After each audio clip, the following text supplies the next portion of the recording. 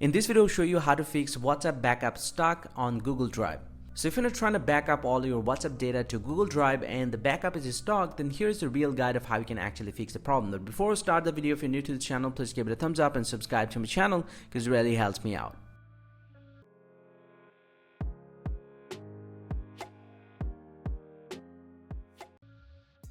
But now to fix the problem, before you do anything, make sure to swipe down to the very top and make sure you have a stable internet connection. Whether you're using Wi-Fi or cellular data, make sure you have a stable internet connection, or even you can enable the airplane mode for, let's say, 10 to 20 seconds, and after that turn it back off.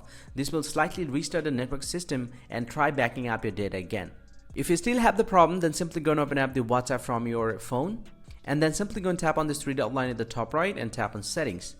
And inside this one, go ahead and tap on chat and then scroll down, tap on backup chat, and inside this one you just need to look at your managed Google storage. You'll get to see I have only 858 megabytes of free storage on my Google account, so you just need to make sure that you have enough storage to back up all your WhatsApp data. If not, you can tap on this Google account and you can change the Google account from here. Go ahead and select a different Google account and try backing up your data again.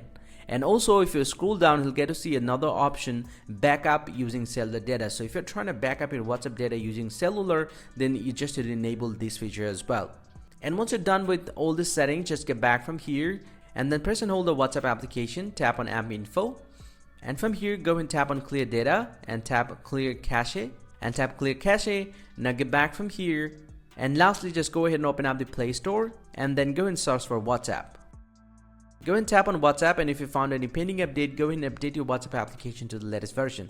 And once you've done all this process, just get back to the chat backup again, and most likely a problem is going to be solved. Hope you find this very helpful, guys. If you do, please drop a like and subscribe to the channel. See you guys around, and thank you very much for watching.